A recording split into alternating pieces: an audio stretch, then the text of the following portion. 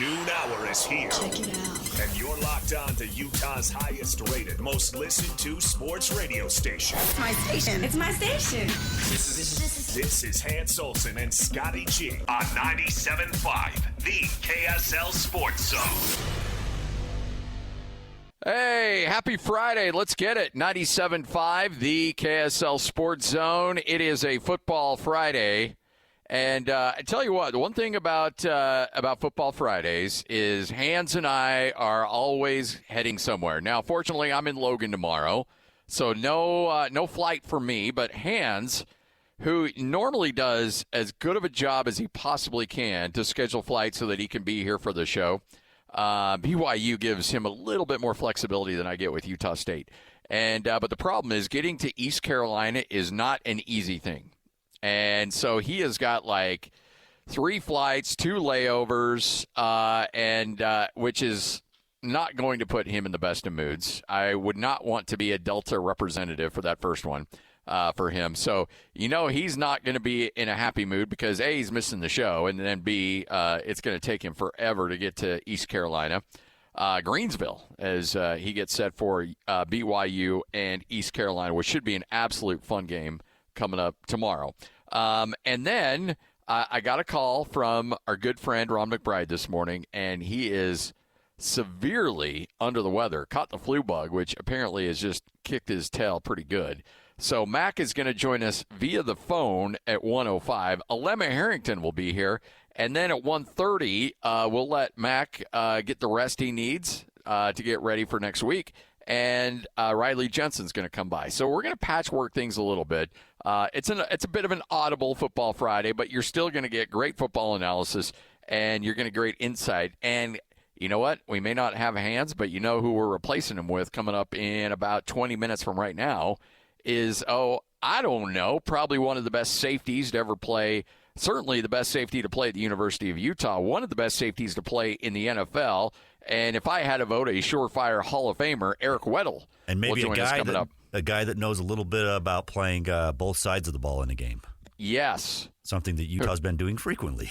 He was the one that took a lot of snaps that year, especially his last year in 2006, when Utah needed a little help at quarterback. I remember a game against Air Force in Colorado Springs where Utah needed to go the length of the field I think they ended up with a kick to win it, a field goal to win it, and Eric Weddle pretty much took every snap at center and ran Wildcat a bunch on that drive just to get Utah down to a point where they could win that game. A Louis Sakota field goal, if memory serves me right, to win that game. So that is one of the things that we'll talk to him about coming up here in about 20 minutes from right now. Fired up, though. We are live here at RGS. Tim and the crew ready to hook you up with whatever you need. We'll talk to Tim coming up here in a bit. It's a game day for him, I'm sure. So he's ready to rock and roll. High school football coming up tonight as well. So let's get to it. Starting lineup right now. This is Hans and Scotty G. Let's go. The lineup is set, and it's time to kick off the show with the biggest topic of the day. This is the starting lineup on 97.5, the KSL Sports Zone. It is your starting lineup right here on 97.5, the KSL Sports Zone, all brought to you by Mountain Land Supply, where the pros go for all your plumbing, landscaping, agricultural irrigation, HVAC parts, the whole shebang. Find a location near you at mountainland.com. That's mountainland.com. All right, Lloyd, it's a big one for the Utes. Not only one of the signature games, if not the signature game in the Big 12 coming up tomorrow, but one of the signature games in all of college football coming up tomorrow is Utah will do a battle against Texas Tech. And what do we know about these two teams? Well, we spent all week trying to break the game down from every angle. And honestly, the fact is, based on the first 3 games that both these teams have played, we don't really know much about any of these teams. We really don't. Texas Tech had a massive makeover due to the transfer portal, and they've played essentially 3 glorified scrimmages to start the game. They have blown out all 3 teams they've played in convincing fashion, but they haven't really played anybody. And, people can point to that Oregon State game and say, well, hey, that's a team that is at least recognizable. Oregon State, with the hits that they've taken in recruiting and the transfer portal, they are a shell of their former self. So you're looking at a Texas Tech team that has just dump trucked everybody that they played so far this year. If you look at their scoring output, it's just embarrassing. Like, you've got a Texas Tech team right now that is 3-0. They've won every game in certainly convincing fashion. And you look at it and you're thinking, okay, well, that's a team locked and loaded and ready to go. Okay, well, what about Utah? Well, Utah also 3-0. Their team that they played that they could say was a nice out-of-conference opponent was UCLA. Well, obviously we see what UCLA is. They fired their coach after 3 games after they got lost badly at home to New Mexico. Yeah, you'd lose at home to New Mexico and you get dump trucked by New Mexico.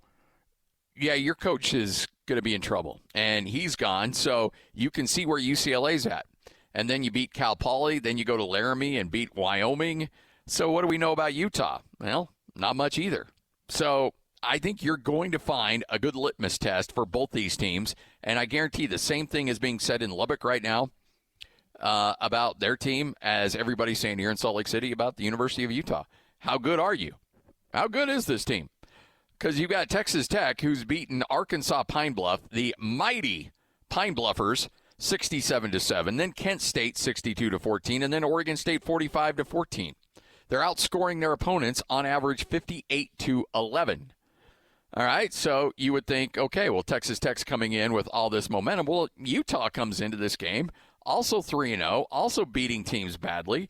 Texas Tech has not even been on the road. All 3 games they played this year have been in Lubbock. So this is the first time Joey McGuire's taking his team outside of Lubbock. This is the first time they've been on the road. This is the first time they'll be tested against even a reasonably good defense, let alone an elite defense like the University of Utah has, and the first time that they're going to play in unfriendly territory. So there's a lot of things you could point to and say, well, that's in Utah's advantage, and you'd be right. But there's also a lot of things you could point to Texas Tech and say, okay, well, their offense is cooking, and their defense is cooking. It's easy to go back to think that this Texas Tech team is, you want to think of it being like the old Texas Tech teams that have high offense and bad defense, but they've put a little bit of money into their defense. So how much money and how much better is that defense going to be? Well, we're going to find out, because this Utah offense is definitely much improved. They're well-rounded on running the ball and throwing the ball, and we've talked about it all week. Devon Dampier is much better in with his has been great with his decision making. So it's like, what's going to give in this game? Where is going to? And I definitely lean towards Utah's defense being the difference maker. Because that's one thing we know that Utah brings is going to bring to the game is a defense, and you'd like to think that Utah probably that gives Utah the edge. Last year, by the way, Wayshawn Parker, as a member of Washington State, played Texas Tech in a game that Washington State won 37-16. He carried the ball 11 times, 69 yards. That's a 6.2 average and 1 touchdown. As Washington State just roughed up Texas Tech to the point where Texas Tech moves on from their coordinators and invested heavily into their program. And so you look at that and you say, okay, well, all right, Wayshawn Parker and Utah should be able to run the ball against Texas Tech. This is a much different Texas Tech team. And that's kind of the frustrating thing and also the exciting thing you get out of the transfer portal. You can completely remake a team like that. When you've got the financial wherewithal that Texas Tech has to say, well, you got one booster in particular who says, I've had it. I don't want this anymore. What do you need? Go get the players. Give me your wish list, and I'll go get them. And that's what they did. So Texas Tech reloads this defense. So anything you point to about last year with Texas Tech or last year at Wayshawn Parker against that defense, throw it out the window. It doesn't count. Doesn't matter. Doesn't matter a single thing, because this is an entirely different defense, an entirely different scheme, and with entirely different players. And when you get that, then now you got to be like, okay, well, this is different. You can't take anything away from what you saw from them last year and pigeonhole that going forward. Same thing with Texas Tech's offense. Again, new offensive coordinator, new system, different. Now, you do have a quarterback who's got some consistency with that program, but other than that, that whole offense is turned over. And Morgan Scalley knows that he's got his hands full coming up in this game against that Texas Tech offense, which is averaging 58 points a game, but has never seen a defense like this that Utah's going to bring to the table coming up tomorrow, as Morgan Scalley addressed that with the media earlier this week. Morgan, Kyle has talked about the secondary maybe needing to have better eyes or just kind of just being better in the coverage area. What are you seeing there, and kind of how do you to look at that going into this week? I think that was much more after the second game. I thought last week we were so much better, and a lot of it's just do your job. People are trying to do more than their job and coming off coverage, and when you're playing as much man coverage as we do, they're going to try and trick you. And so I thought we were much improved in the game versus Wyoming. This is going to be a big test, and we're fired up. I mean, what an amazing opportunity in front of a sold-out stadium on national television, right, to get our fan base out there and have it rocking. How do you feel about your defensive line and the interior specifically? Fired up. Man, I love watching those guys get after it. You have injuries at certain positions, and guys step up, and as well they should. You get your opportunity, be ready. And they have been. I was extremely pleased with Jonah Le'ea. I know the DNs are getting a ton, and they deserve credit, but Jonah Le'ea had a heck of a game. Was very fired up about his performance. How much more impressive is that, knowing that Dallas isn't in there, knowing that he was going to be that guy that you were going to rely on? Well,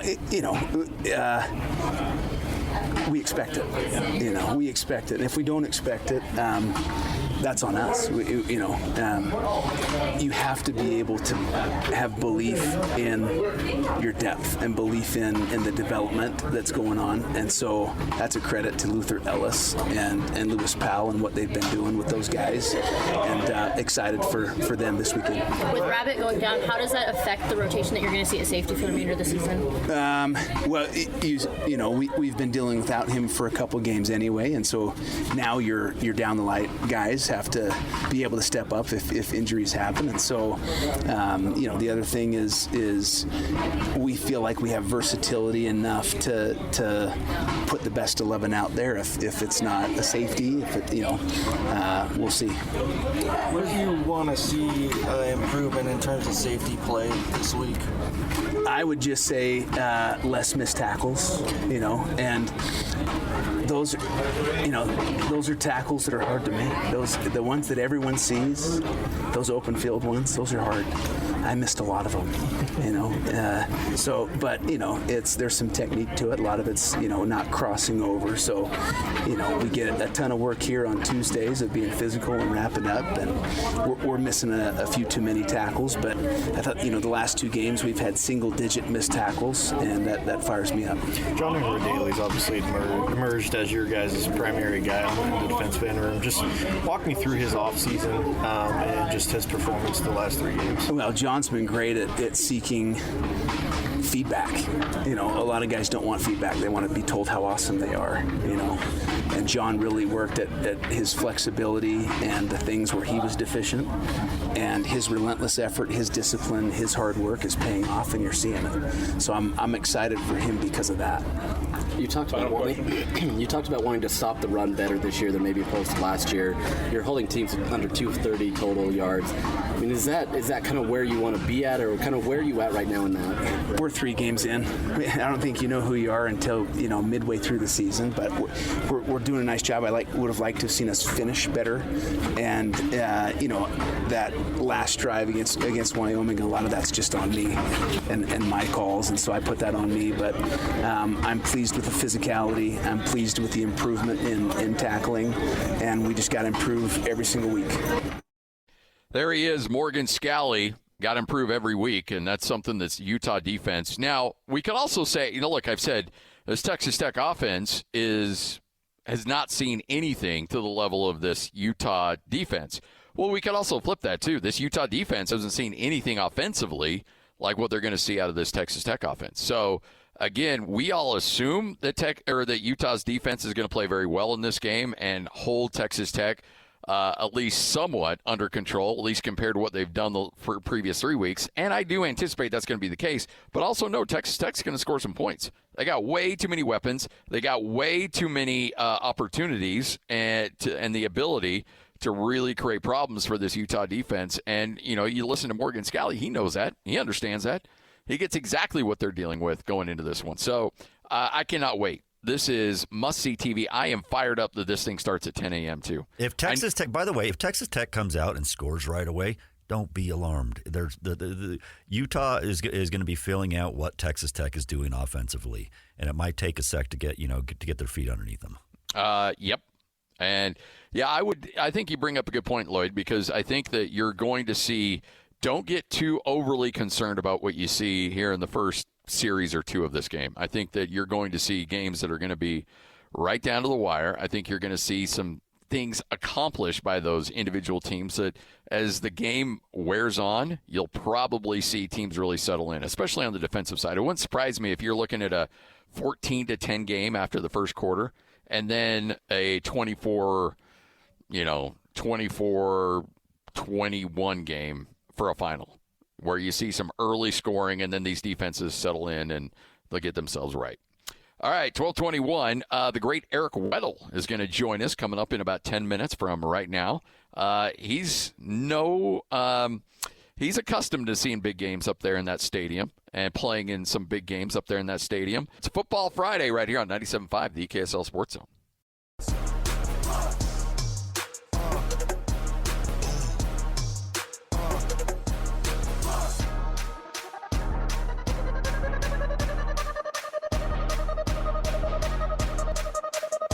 Hans Olsen, Scott Garrard, 97.5, the KSL Sports Zone.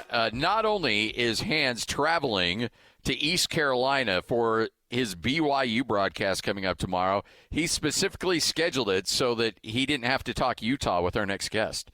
Eric Weddle joins us now. Eric, how are you? Hans would never do something like that. No. Never. I mean, Never. Come on. I'm one of the good guys. You are the best, and he's bummed out big time that he's not able to be here to hang out with you for sure. How you doing, by the way? You doing well? Doing great. Living it up. Coaching high school. We got a game tonight, and 2.5-hour bus ride to our opponent. So we got to handle that, but it's going good. Season's going good. I love coaching the kids and trying to make them better. How is life as a coach, being on that side of the whistle?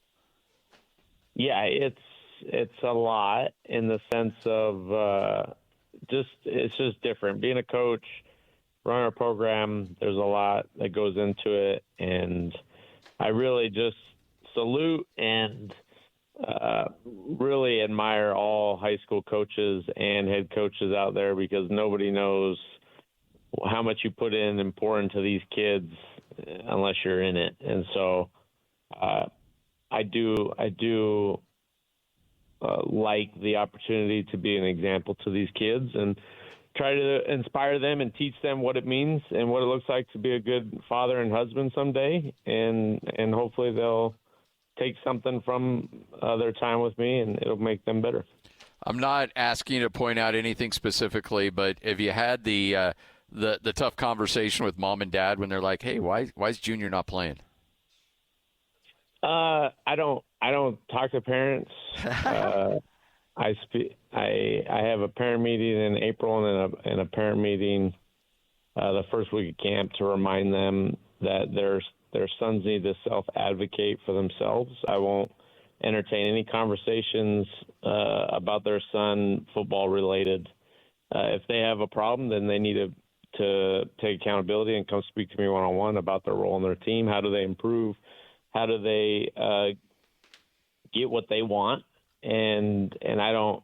So I haven't talked to one parent in 3 years because I just won't do it. That's awesome. Good for you. Now, if they're having issues or they need help or they're in trouble or whatever, then yes, my phone line's always open 24 hours a day. But if they do call me or message me about playing time or their role, then they'll never play for me, and they know that. I love it. I love that. Eric Weddle joining us right here on 97.5, the KSL Sports Zone. Big one for the Utes. What are your early impressions 3 weeks into this season on your alma mater? I love the energy. I love the it almost feels, and I kind of got the sense of this in spring ball when I went out there, that it's almost like a revenge tour.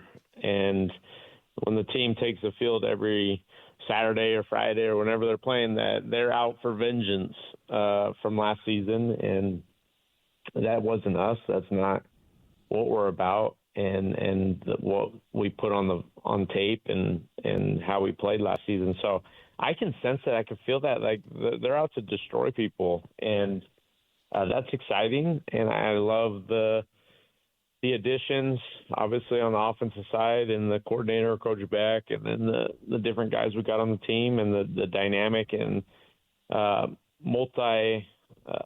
multi-complex offense that we're running with the shifts and motions and eye candy, and obviously having a dynamic quarterback back there makes things a lot easier. But it's been fun. This will be a real test to see what we're about, and I think we're going to pass with flying colors.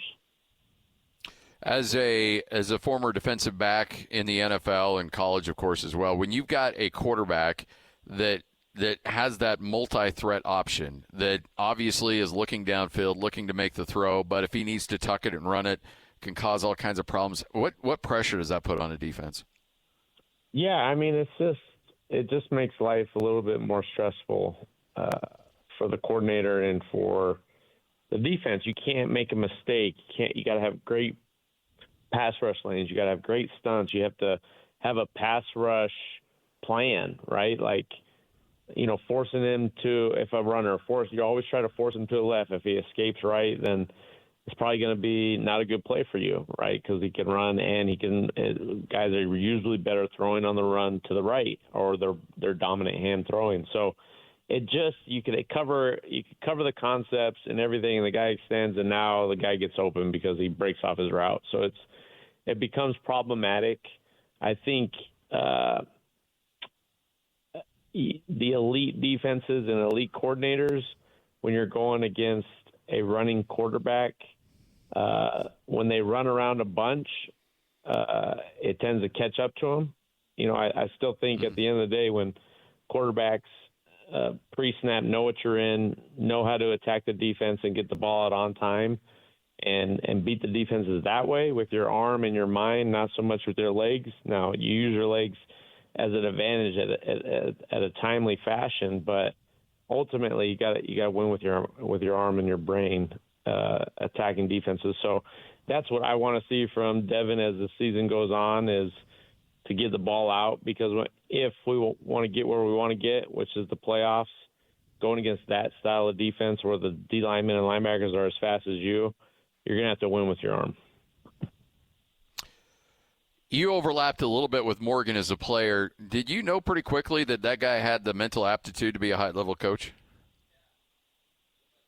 Man, he was a special individual, obviously, and someone I admired and looked up to, and was a great influence on me in college, and we have become family, obviously, and brothers, and still someone that I reach out to and learn from on the field and off. And so did I think he would be this? I mean, he's just a great man. He inspires, he teaches, he motivates. I mean, all the things that you want to be as a coach, I feel like he has those attributes. And so it's very cool to see his growth and how his maturation process over the last decade plus to be in the situation he's in. Did I see it as a player? No, because, we're playing, and he probably wanted to try to the NFL and this and that. It didn't work out, and then he immediately got into coaching. But now seeing him, I mean, this is what he was meant to do, is to coach, to inspire, and to get the best out of these kids.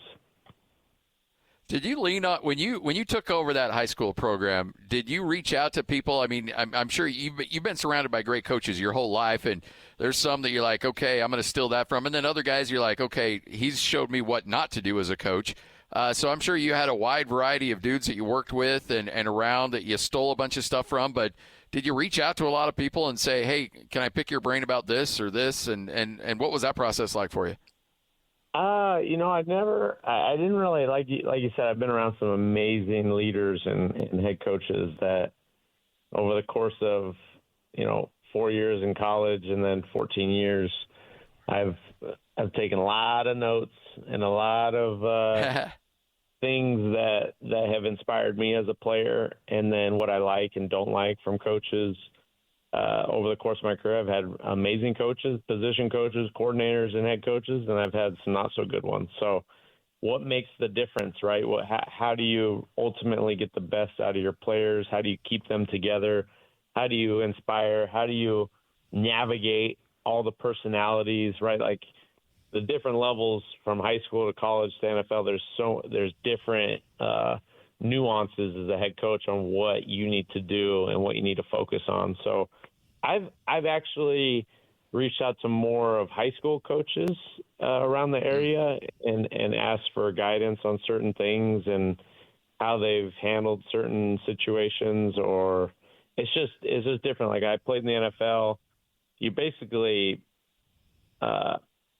you're not in the real world in a sense. Like you don't know what's going on in society. You don't know what's going on. You're like so focused on your job and this and that. So when I got into high school coaching, I was expecting to be a high school football that I grew up in, and it's definitely not that. So having to change my mentality and try to adapt and change the style of coaching to the style of kids now has been a process over 3 years. I'm not going to deny that it's been tough at times trying to get through to these kids that majority of them don't care about football. It can be challenging. When you see a big stage like this for the University of Utah, playing a great team in Texas Tech, you got Urban back in town with Fox. It's the headline game on that network coming up tomorrow at 10 a.m. Do you take a little bit of pride knowing that kind of the foundation that you helped build with when you signed with Ron McBride and the evolution of those 04 to, that those teams to the point where they're at now, where everybody just assumes they're a great team year in and year out because of Kyle Whittingham and the culture that you helped build there? How much pride do you take in that? Yeah, I think we're all alums and guys that have played in the program. I think we're all proud of what we are now, and the elevation of the program, both on the field and off, and the people that are within it, the community. Like I just love Salt Lake. I love the university. I'm really, really passionate about my alma mater, and I want them to be successful. And I hope the players appreciate it as much as we did.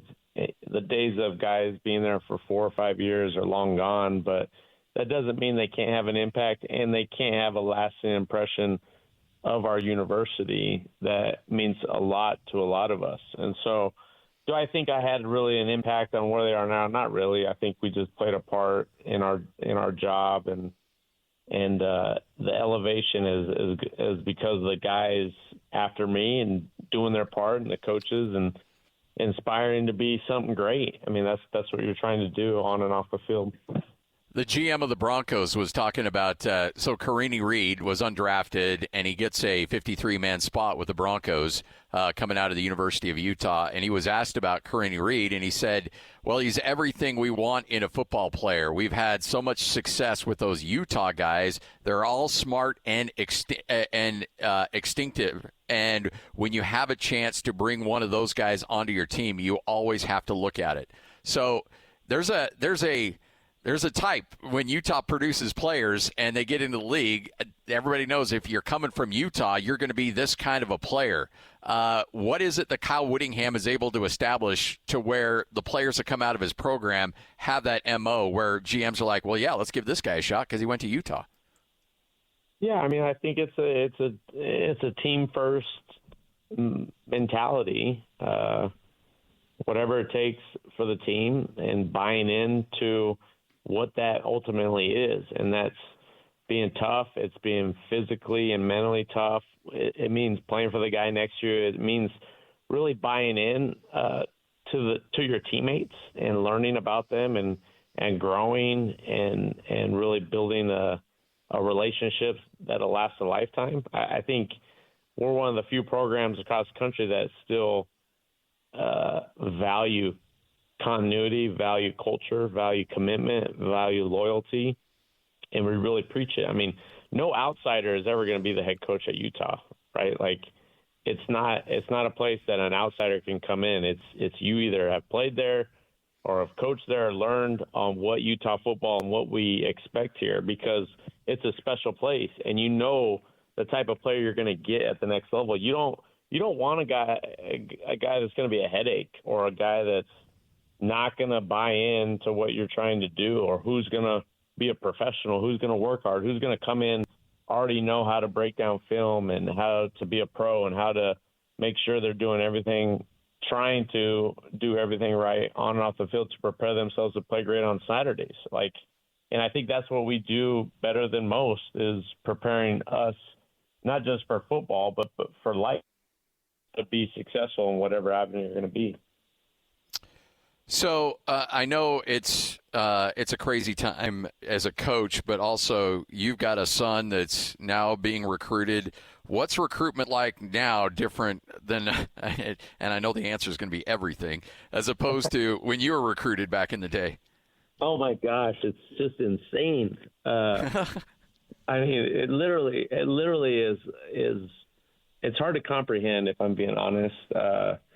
I didn't go on my first official visit till December of my senior year. Lined up. That was the first one I went on. I loved it. I don't even remember talking to the coaches.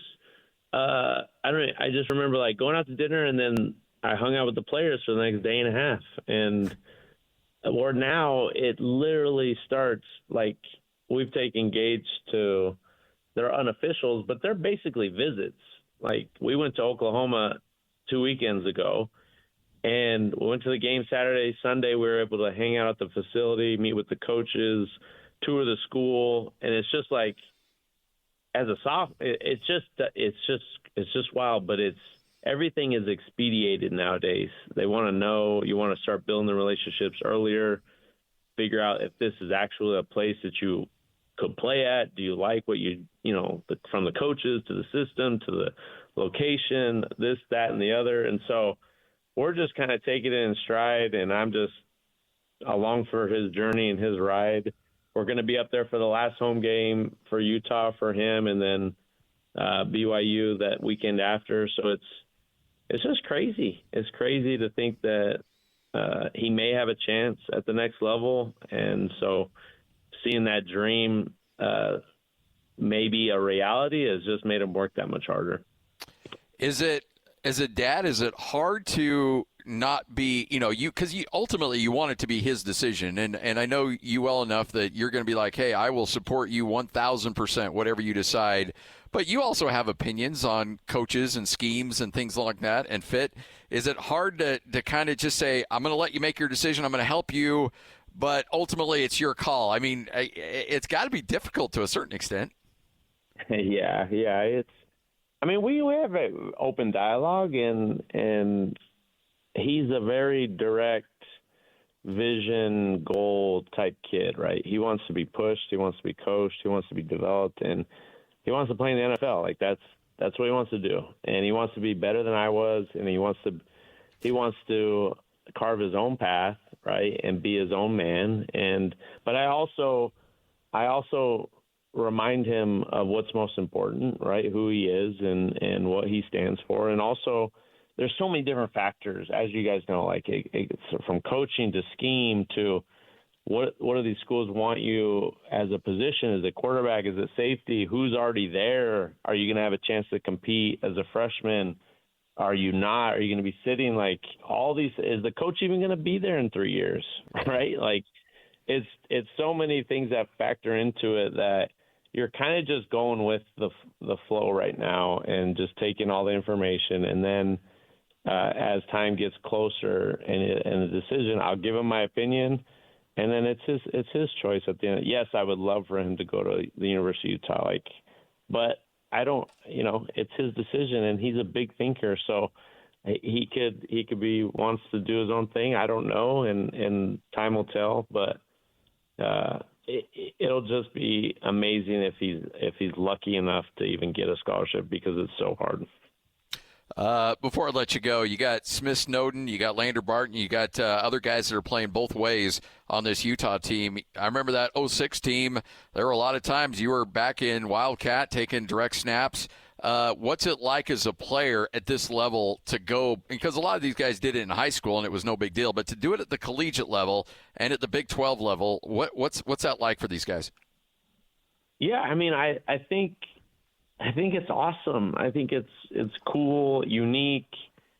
Yeah, it adds a little bit more work and time, but I always felt like if the team needed me to do something to help us win, then I'm all for it, right? Like special teams, holding, the time I was doing punting and fake punts and this and that, like that's fun. That's part of being part of the team and doing whatever it takes, right? And so if you have that chance and you're able to execute what is needed to be done on both sides, then shoot, man, that's all.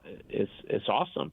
And so as long as they navigate how much the playing time and not overuse and keep those guys fresh, I think it only could be an advantage for us to make plays and to give the different looks, get different guys out there that can do special things, offense and defense and special teams. And ultimately, it's always about what makes the team the best. And as players, you definitely understand it in the NFL, but at college, I think it's becoming more evident. Like, you understand who's really good, right? And there's levels to it all. And so if a guy is just that good, then you want him out there. You want him out there because he can help you win. And then couple that with he's a great teammate and he's a great leader and he does everything for the team, then it's like, shoot, why not? Before I let you go, final prediction. What's going to happen tomorrow at Rice Eccles? I think it'll be like there'll be some jabs thrown in the first quarter or so, feeling each other out. How's the actual game going to be? How the matchups with our offensive line versus their D-line? I know everyone's talking about it, but I honestly think the second half comes around, we're going to impose our will being at home with our fans and just how electric it's going to be. And I just think we're too good, especially at the line of scrimmage. And Devon back there, as dynamic as he is, I think we win by 2 scores. Honestly, I don't think that. Yeah. I think it's going to be a 31-17 type game, 34-20. I don't see them scoring more than 20 points on us, if I'm being honest. Love it, Eric. You're the best, man. Appreciate it, and we'll make sure Hans is back here for you next time. You got it. Love you guys. Thanks for having me on. You got it. Eric Weddle right here on 97.5, the KSL Sports Zone. Take a quick break. Final segment before we get you ready for Football Friday with Alema Harrington, Ron McBride, and Riley Jensen hanging out with us as well right here on 97.5, the KSL Sports Zone. All college football all day. It's a Football Friday right here on the Zone. Whether it's the Utes, Cougars, or Aggies, we've got you covered.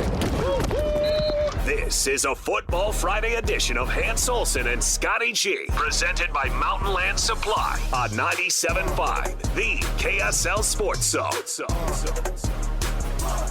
Hans Olsen, Scott Garrard, 97.5, the KSL Sports Zone. No hands. Well, no problem. When you got Alema Harrington coming out of the dugout, you're going to be just fine. Alema, how the heck are you, my man? You doing all right? I'm doing great.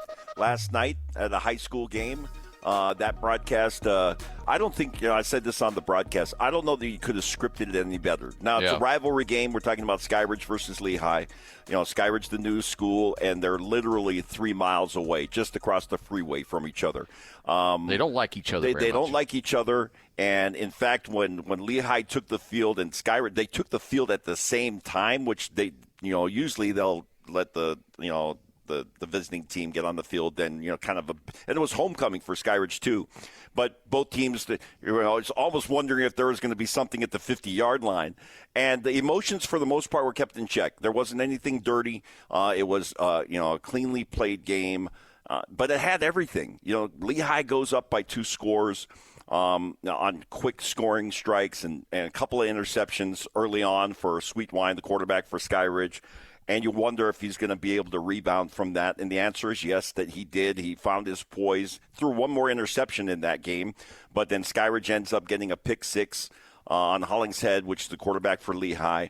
And the talent that was on the field, and Tim can talk to this because Tim was there with us, and just, observing kind of the environment, which was fantastic. And I love the setup that Skyridge has. They have berms that go all the way around the stadium, so you can sit in the stands, but also in the berms where they were filled. And that might be the most high-profile Big Ten, Big 12, SEC presence from scouts that I've seen locally. BYU, Utah, Weber State, Utah State, they'll all represent. They'll be there. Southern Utah, the groups will be there. But on nights like that, and I said this to you off air, I had a moment as I was sitting there just taking in the environment. I was like, man, I think we might have arrived. Like, this is a big deal. And the game obviously did not disappoint. I think there were 5 lead changes as it went back and forth, and eventually Skyridge got the victory. But it was a fun environment. So that's a great way to kick off a weekend of college football coming up, and Big Noon being in town. Oh, yeah. Urban back. Yep. Urban. And Fox and Frank and myself will be with you at Utah State on Saturday night for the McNeese Utah State game. Had a chance yesterday to do our pregame kind of interview with Bronco Mendenhall, which was delightful. Yeah. It was Bronco Mendenhall. This iteration of Bronco Mendenhall is as good as I've ever, and I've covered Bronco obviously from his days as the DC with Gary Croton, and then taken over that program for 10 years and the things that he did there, and followed him, of course, in Virginia and then on to New Mexico. But he seems so at peace, at ease, and it was just yesterday was a great day. It really was. Well, and I did a coach's show with him last night, or I guess Wednesday night. Yeah. And it's a different. It's the same Bronco, but different. Yeah, because the principles, the culture that he's established, all of those things are for the most part the same. Even though he talks about evolving a little bit and learning and being a different coach in that regard, but he has found his home, and Logan has embraced it. Oh yeah, yeah. Joining us now, Ron McBride. Ron, the flu bug hit you pretty good, huh? Well, I got more than a flu, I think. It's just kind of a series of things. So, but I'm doing okay. Yeah, just not too mobile. Well, that's all right. You hang out and rest up. But we got a big one: Texas Tech, Utah, coming up tomorrow. How do you think that one goes down? I'll tell you what, Texas Tech is no joke. They're the real deal. They got big receivers because they're kind of a throw first, run second team. And I'll tell you what, they got 3 or 4 receivers that are really nice players, and they're gonna take us, to the depth, and it'll be a heck of a football game.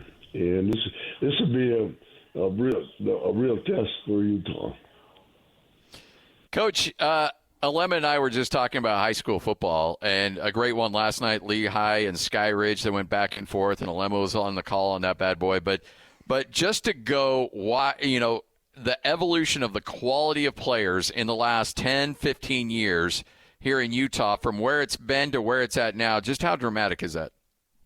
Well, it's you got an influx of people, and the quality of the players overall is much better taught. The off season, just the preparation for things coming up, and where the population is.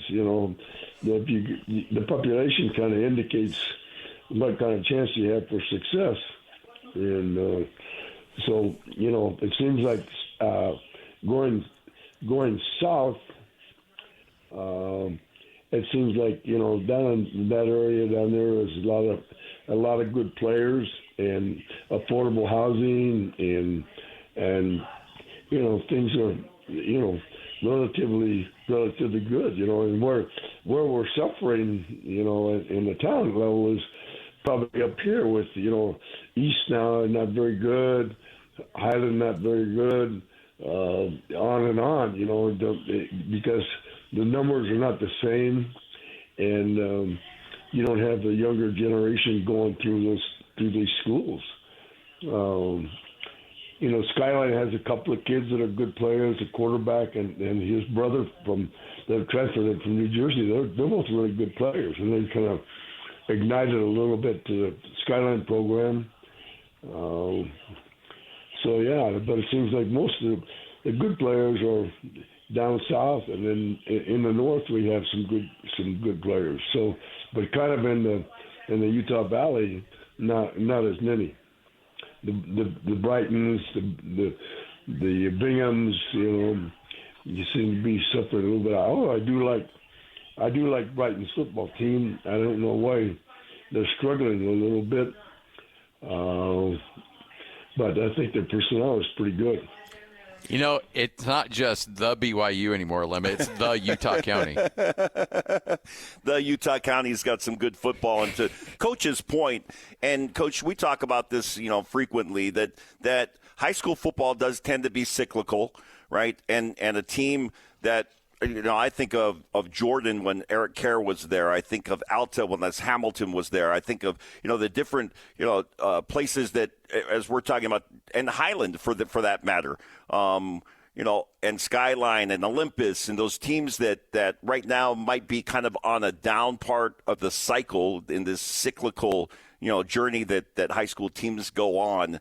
But my question for you coaches is, are we looking at, is that cycle, how quickly can it turn over?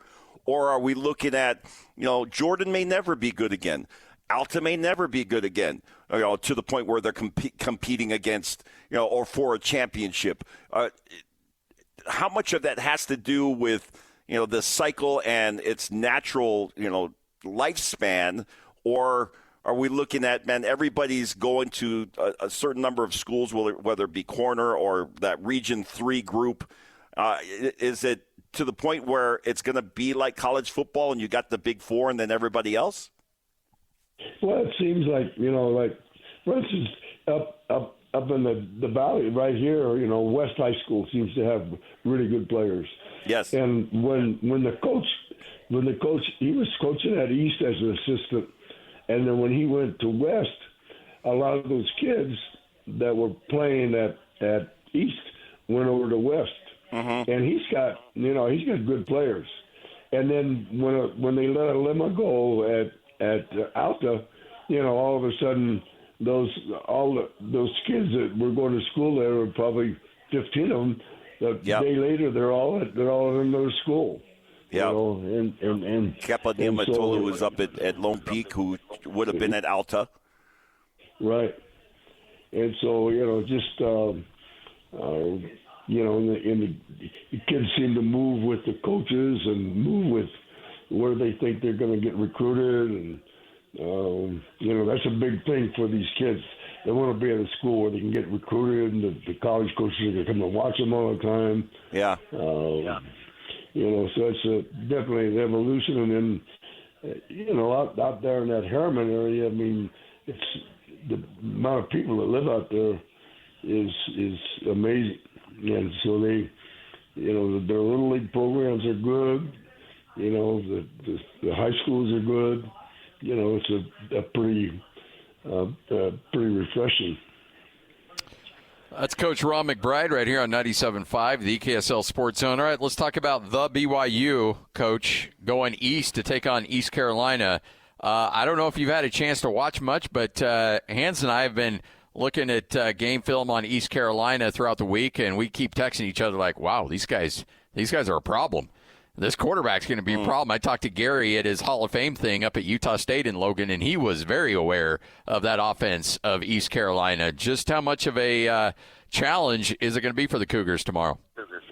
Well, being that they've had a bye week, and, this is going to be the speed of the game is really going to pick up.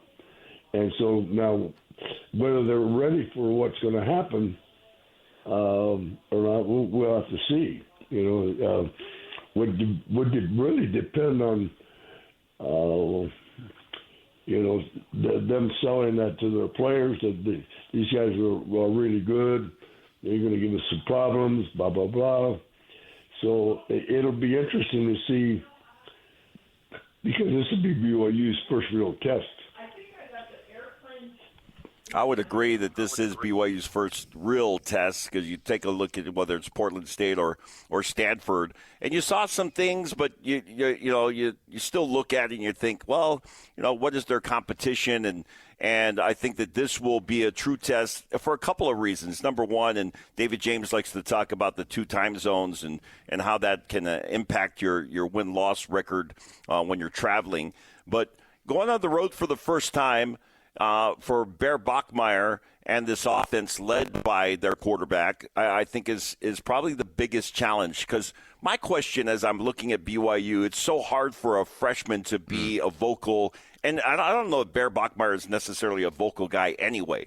And that doesn't mean that he can't be a successful quarterback. I know a number of quarterbacks that weren't the most boisterous, but were very good. But I think that this becomes the real, if you're a BYU fan, then you're looking at this and you say, okay, I want to see how we really measure up against a team like East Carolina, and I think it's going to be a good test. I don't know what the result is going to be. I'm the BYU homer, so I'm thinking BYU is going to come out victorious. Nobody here. looks at you as the BYU homer, Alema. Nobody.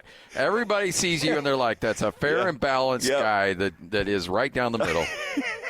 Yeah, completely impartial, this guy. Hey, that's for sure. You're a BYU homer, but I can live with that. That's your school, and you should be all in. Yes. For the BYU Cougars. If you're not, there's something wrong with you. But I think that being that you love that school and you've always loved them, and you live and die with the football program, and I think that's very important. It's very important you stay true to your school.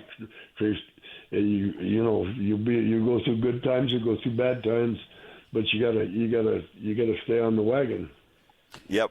Nothing but good times for BYU right now. Life is good. Winning games, paying out money.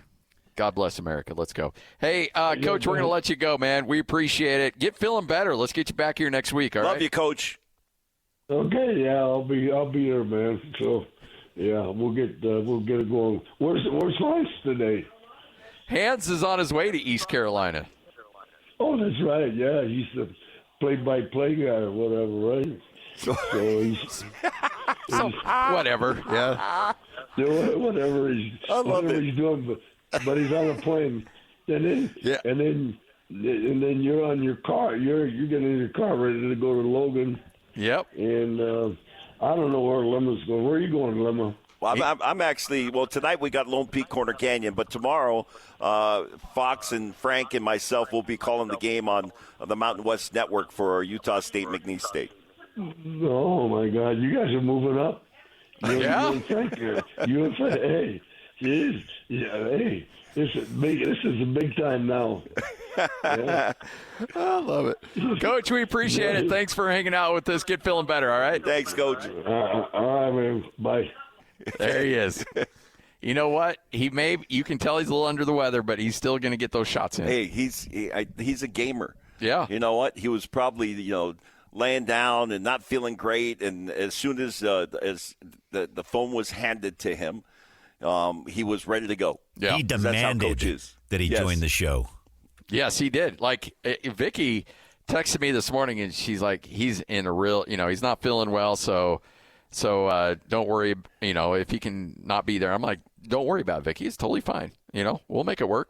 And then she's like, he really wants to be part of the show. Of course. Like, of course this is his show. This is his baby. He started this bad boy. Let's see. When was it? About 2012, 2013, we started this thing with him. So the great Riley Jensen coming up next right here on The Zone. All college football all day. It's a Football Friday right here on The Zone. Whether it's the Utes, Cougars, or Aggies, we've got you covered.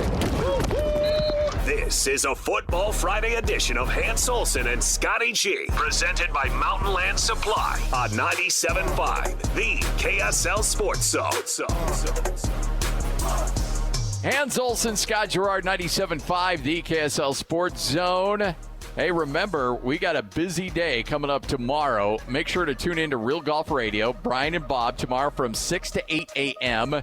And then following that, we'll have a 2-hour Utes Tailgate special of College Football Saturday from 8 a.m. to 10 a.m. as Alex Carey, Christian Esparza, Alex Napolis will be broadcasting live from Roland Hall.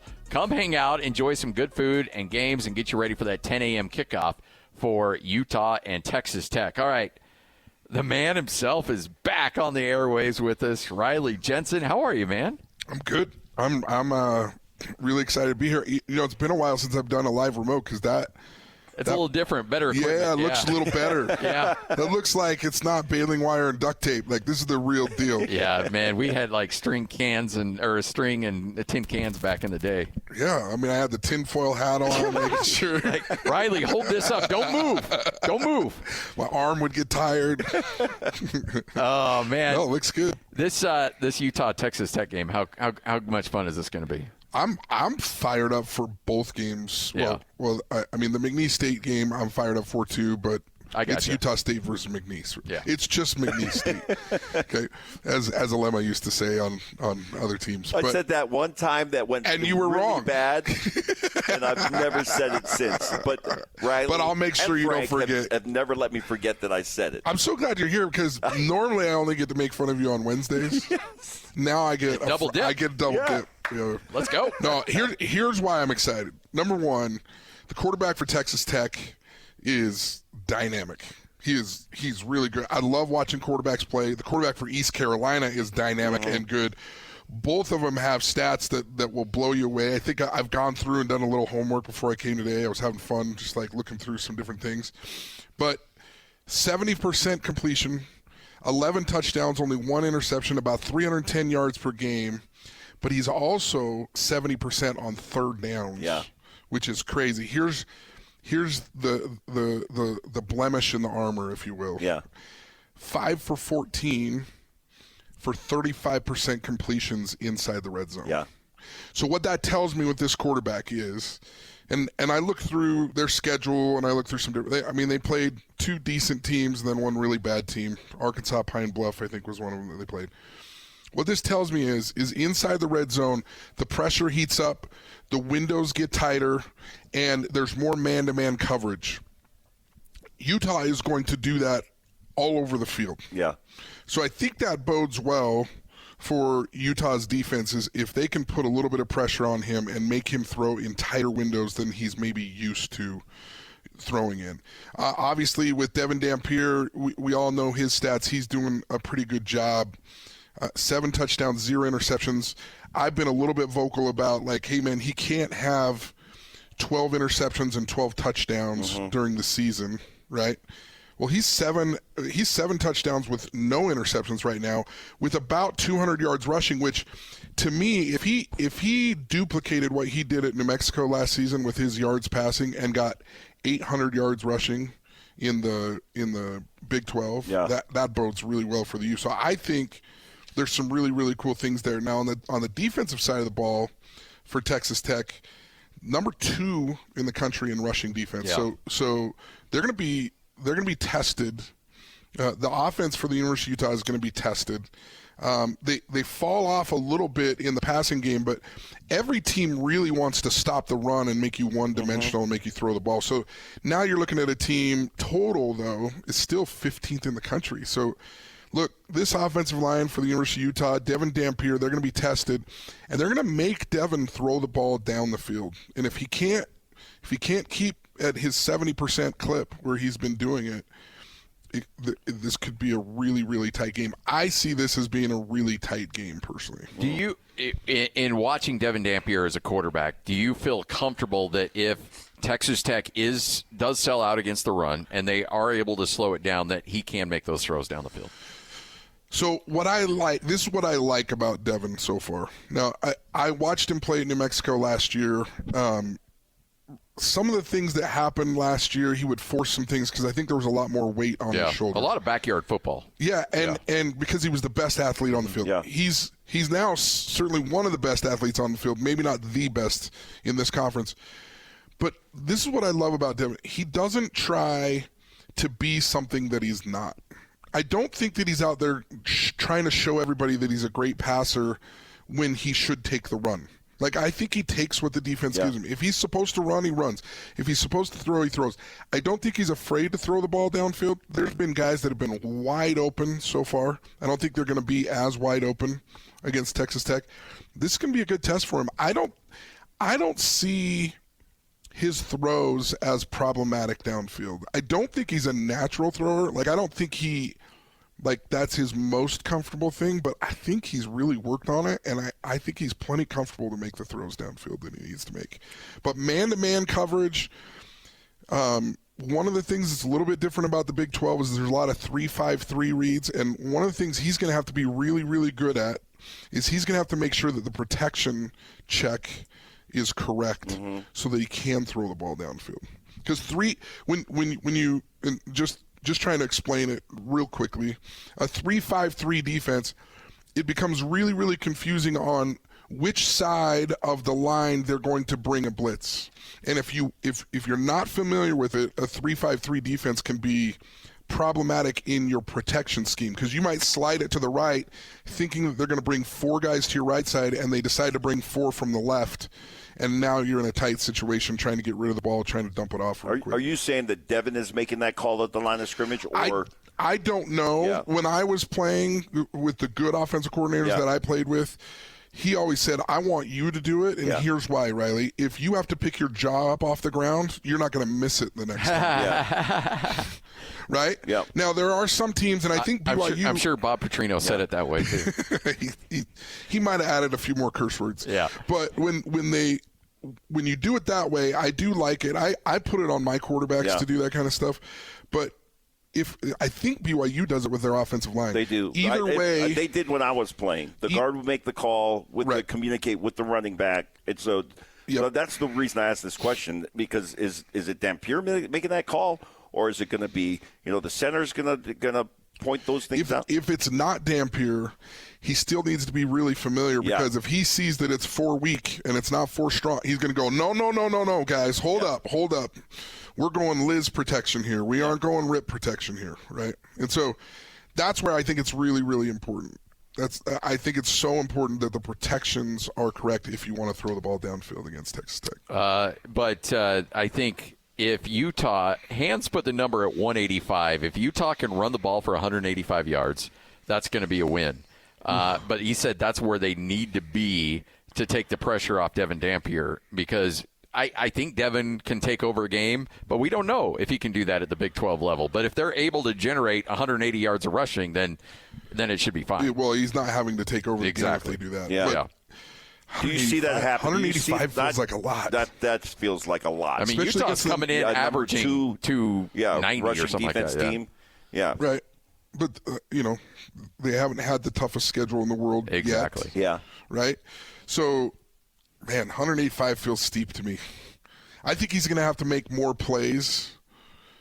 I think if they get to 150, I think they win, and that's because he's dynamic enough to make enough plays. If they get under 150, this game gets real nerve-wracking to me. Well, it's like when you're game planning against Utah right now, I'm going to say, okay, if I'm going to lose this game, how would I rather lose it?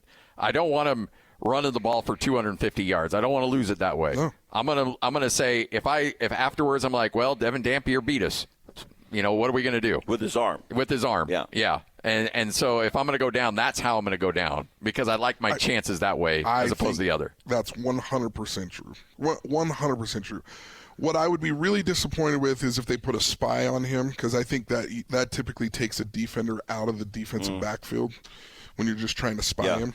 I think if they stay in their lanes when they rush and they kind of just contain rush him and try and move him off of his spot, that's going to be more effective than just going full out like blitz the quarterback, try and get him off of his game because that's where I think he's his best, where he can spin out to the left, throw on the run, kind of hurt you. But if you can contain rush him, make sure you stay in your, in your lanes type of thing.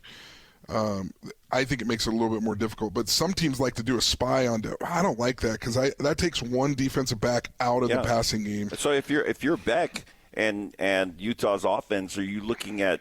Let's come out and let's show some designed quarterback runs, or give them the freedom to break out of the pocket and force Texas Tech into putting a spy on them. Yeah, I mean I don't know that every team's going to do that. Yeah. I don't always think it's a great idea against a really dynamic quarterback like Devon, just because of what I was talking about, but. They could, and they may have.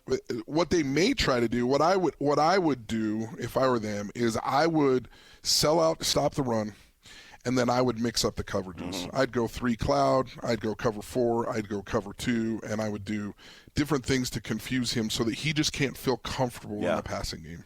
That's what I would do rather than a spy. I want to flip the script a little bit and talk about BYU's defense, which is just absolutely elite, and what Jay Hill's built there, but. I want to go back to the Alamo Bowl and Shedeur Sanders, and I'm sure regretted this and probably cost him maybe a round or 2 in the draft when he's mic'd up and he 5. Says, and he's saying like, I don't know where they're coming from. I don't know what they're doing. and Jay Hill told us on the air that they ran in the first 14 plays, they ran 12 different defenses against him. And what they're able to do, not just from a talent standpoint, but from a schematic standpoint, Alema, has just been dramatic to watch. Yeah. And this has been this is why you brought Jay Hill in. Yeah. Oh, yeah. You knew that he was capable of doing this, and you wanted that implemented into your defense. Obviously, Kalani Sitake, in spite of the fact that he played running back in college, is a defensive guy. He's been a defense coordinator for the majority of his coaching career, and that's important to him. And so to bring Jay Hill in, and I love the way that guys play for Jay. They are 100% in. They will, go to war for this guy, and that's a cultural thing that I think translates to. Obviously, you got to have the horses, and they do. And when those guys are 100% bought in, this is the kind of defense you get. And so I'm excited because I think that the BYU is facing some similar situation because that Eastern Carolina quarterback is very dynamic. He's a dual threat. And so I think BYU's asking the same kinds of questions. It's like, okay, what's our best chance? What's our best bet here? Do we force him to beat him with his arm? Do we shut down the run? Do we spy him? How are we going to defend this guy? And this will be the real, test for BYU because Stanford. Let's be honest, their quarterback is garbage, trash, straight trash. No, he's not good. However, I will say the next week they pick up a win and they rush the ball for really 200 something yards. So you're talking about BYU's the number 1 rushing defense in the country at 7 yards per game, and that's against a team that went and rushed for over 200 yards the week after they played them. So this is a legitimate defense. When I think about Jay Hill, what I love about him, he's not the most fiery guy in the world when it comes to defense. But, man, there is not a player on that defense that doesn't know what his responsibility is on each play, and each one of them execute it at 100 miles an hour. And I think that's the cool thing about him. I think that's also the great thing about Morgan Scalley is just very clear and concise about what the objectives are on defense, how they're going to hide the defense, what the game plan is going to be, and then they go and they execute. And there are players on BYU's defense right now that are giving a lot of people – like envy. Yeah. Right? And here's what I will say, though, being in North Carolina and coaching at North Carolina State and being in the East Carolina Stadium before and being around the East Carolina program, it's not that far from North Carolina State, there is some serious speed at those schools that none of us out here in the West understand. I had no clue. When I went to coach at North Carolina State University, I was like, it's a basketball school. Like, how hard can this be, right? And then you start looking around, you see all the banners from the Tangerine Bowl to the, whatever bowls are there. They've been to as many bowl games as BYU. Now, they don't have a national championship, right? But there's a storied tradition. And then you go and play against East Carolina or against, like, Wake Forest, and you're like, where is all of this speed coming? Like, people just flying all over the field. So they've got to do something to slow down the speed of East Carolina. And East Carolina, every time we played them, every time I heard about them, every time I watched them on field, there was like two guys where I'm just like, oh my goodness, that guy is a burner. Right? Now, I don't know that they always catch the best. I don't know that they always have the best moves. But if you let them outside or you give them opportunity, they are going to burn you. And they love their speed in the South. Like, they love it. At East Carolina, North Carolina State, South Carolina, they love speed. Hans and Scotty, that's Riley Jensen hanging out with us today. Coach Mack a little under the weather. Big thanks to Riley for coming in and helping us out. We'll continue to talk Utah, BYU, big weekends. I think this is like a litmus test weekend on finding out who these teams really are. I think on Monday we'll have a good vibe on where Utah and BYU stand. It's all straight ahead, 97.5, the KSL Sports Zone. College football all day. It's a Football Friday right here on the Zone. Whether it's the Utes, Cougars, or Aggies, we've got you covered. This is a Football Friday edition of Hans Olsen and Scotty G, presented by Mountain Land Supply on 97.5, the KSL Sports Zone. Hans and Scotty, Hans out traveling to cover the BYU game coming up tomorrow. East Carolina, not a particularly easy place to get to. Alema Harrington, the great Riley Jensen hanging out with us as well. Hey, Riley, whenever, I don't care how good they are, I don't care how bad they are, you beat Air Force, you take it. I totally agree. You absolutely take it. 100% agree. That is a tough week. No matter who's playing them, when you're playing them, you take that win. And they were solid. They were. Is Bronco, is he, 7-1? 7-1 lifetime against Air Force. Yeah. That's impressive. Yeah, you got to figure out that BYU was always pretty good against Air Force. And I remember that preparation week and how hard it is to really give your defense a good look with the scout team. And I remember my years as a freshman and then my redshirt season. And they made you recreate running that scout team. But Coach Schmidt back then was very good at stopping that triple option. And Bronco came in and, man, he established a great record against the Air Force Academy. And I'm with you. I watched that game, and it was an entertaining game. And Air Force threw the ball, I thought, more than we typically see them to try to get some things done. And Utah State just looked good. This kid, John Miller, and Kautai's son, Bronson Olival Jr. The defense is fantastic. Like I love watching these guys play. There are some breakdowns, but at the same time, this is Bronco's first year taking over. And as we talked with Bronco yesterday, getting ready for the broadcast on Saturday, I just love this mindset that he has and has always had. And people used to make fun of him. Oh, yeah. When they would say that, Bronco doesn't know how to recruit. And every time there's a recruiting class, it's like he comes out and the announcement is, we got everybody we wanted. And they did every year because they want the guys that want BYU or they want the guys that want Utah State. I saw his little social media post about, what's your pitch for people, guys to come to Logan. And it was very simple. It's like, talked about the great things about Utah State and Logan, but he's looking for the guys that really want to be there. And some of the stories that he was telling about Miles Davis and John Miller. Said these guys at the beginning of camp, they were not seeing the field. Weren't even on the depth chart. They were not seeing the field. And because they bought in, they committed, and that's what Bronco does. He's able to we were talking about Jay Hill and the way that BYU's defense is playing for him. I think that they've got that culture and mentality right now up in Logan, and that's going to bode well for the Aggies. Look, love Bronco or don't love Bronco, he's always been very clear and concise about what his objectives are. You may not like position mastery statements. You may not like quest for perfection. You may not like the way he delivers it. But every single player at Utah State right now knows exactly what it means and what he has to do to get on the field. And if they do it, he puts them on the field. I mean, look, Brock Lane up there, he's an NFL tight end. Like, he's a great player. Bryson Barnes is showing me right now that he is a veteran quarterback. Scott, that play that he made against Air Force where he drew him off sides.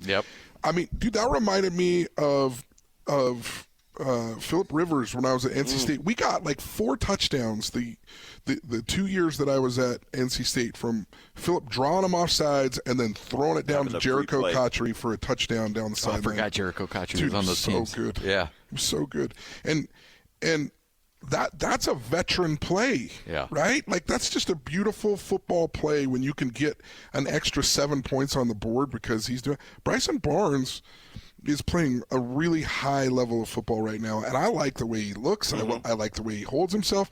You can't help but like him. He's blue-collar. I mean, the guys rally around him.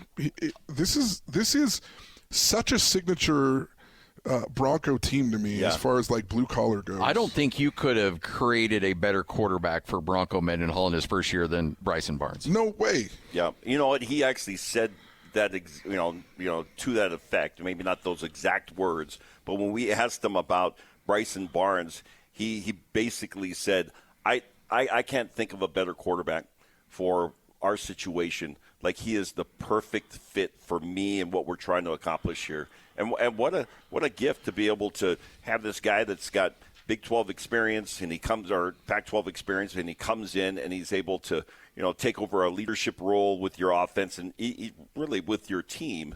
But to your point, you got to love his blue-collar mentality. This guy, the nickname is the Pig Farmer, right? He's a wrestler. He comes from a small community, and he represents them with great pride. And that's the kind of guy that you want leading your group. Riley, having he's always been the fix-it guy. Like, Cam Rising went down in the Rose Bowl. Hey, Bryson, fix it. He's always been that guy. But to go into a season having the whole summer knowing you're the guy, and he's like, okay, it all starts and ends with me. I'm no fix-it guy. I'm the guy. And you can tell that level of confidence is just through the roof. It can be, I don't know. So in the 4 years that I played college football, 2 out of the 4 I was the starter. It was never given to me over the summer.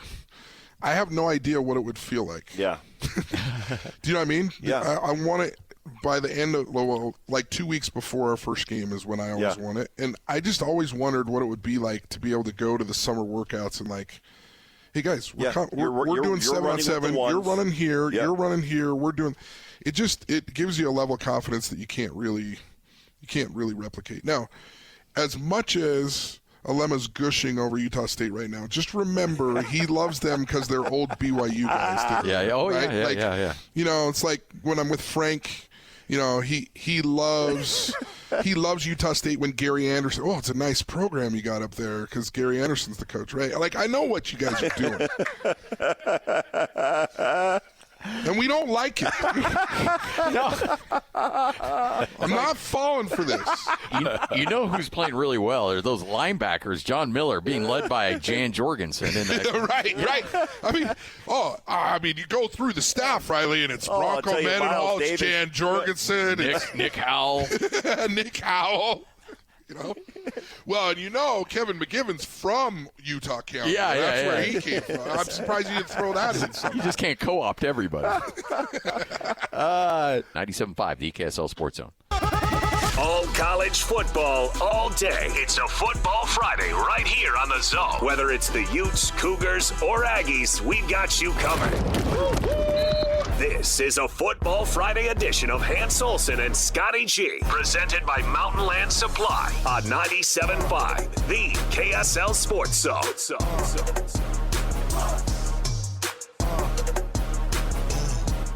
All right, final hour of the program. Hans and Scotty. Hans on his way to East Carolina. Riley Jensen kind enough to hang out with us. Ron McBride a little under the weather. That's all right. Alema Harrington with us as well. Alema's like the Cal Ripken. Like, he didn't miss any. I don't miss. No. This is what I've always done. I've always left in, wherever I leave my home in order to get to where I'm going for a live broadcast, whether it be TV or radio, with enough time that if I get into an accident, I can still make it.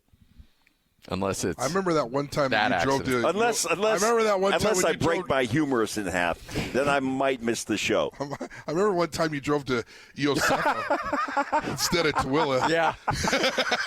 Yes, that was my first time going out to Tooele to do a radio show with live remote, and I'm calling you. So they're like, "Where are you?" I was like, "I'm in Yosemite." Yeah. And I'm like, Yosemite, where's that? And he's like, it means Joseph in Samoan. Yeah.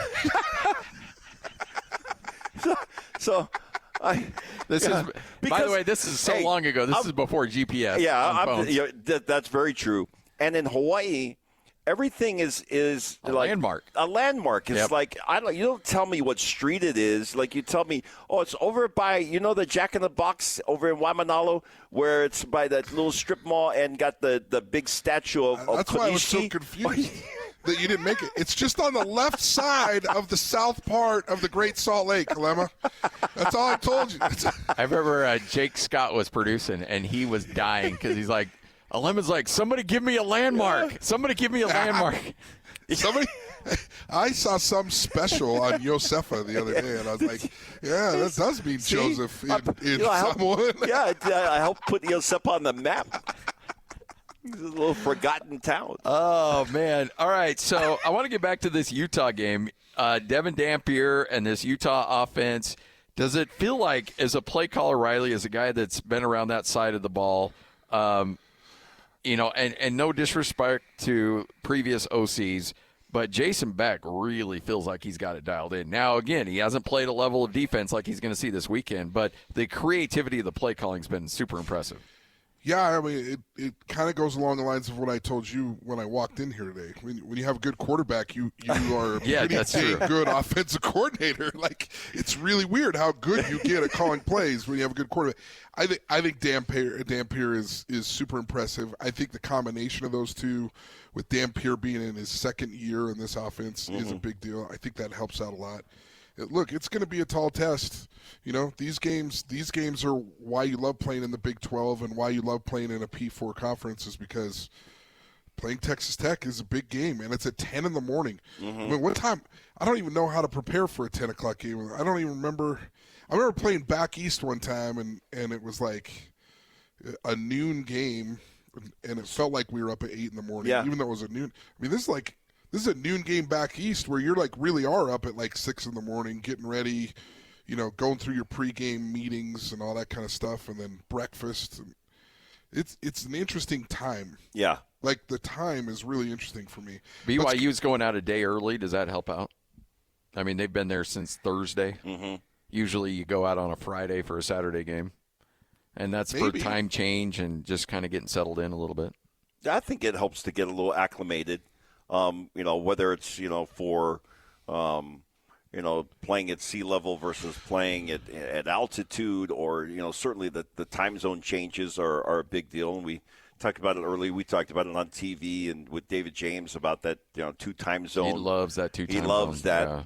Yeah. And there's some truth to that. And it's hard to go and play in a game that is off your clock a little bit. Yeah, I think it's a little bit off. Both of them are going to be off. The only thing that I can see about playing down south right now, it's not going to be extremely hot. It is going to be warmer. The humidity is a little bit different as a quarterback. Like, the ball becomes a little bit more slick. You do need to make sure you take care of the football if you're BYU, and I think that's important. I don't know that's going to be like a really big difference, especially because they're playing at 7 Eastern, I believe. It's not. Yeah. It's not like they're playing But this game with Texas Tech and Utah, I think that one feels really early. Yeah. Like that would mess me up a little bit as a player. Now, both teams have to do it.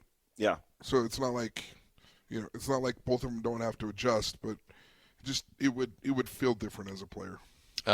So when you look at this Texas Tech, I want to circle back to that quarterback because you're a big fan of his. Yeah. I mean, he's 10th in the country right now in passing. Yeah.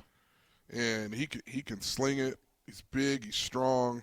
11 touchdowns, 1 interception. I mean, you love that, and you love 310 yards a game even better. I mean, he's putting the ball in the end zone. And I told you the red zone was a little bit weak, but out of his 5 completions in the red zone, 3 of them are touchdowns. So, There you go. So he is going to be tested. I mean, look, the University of Utah defense, as much as we love BYU's defense, I mean, you're talking about number 8 scoring defense. You're talking about number 11 in the country total defense at the University of Utah, just giving up 225 yards a game. This is a good defense.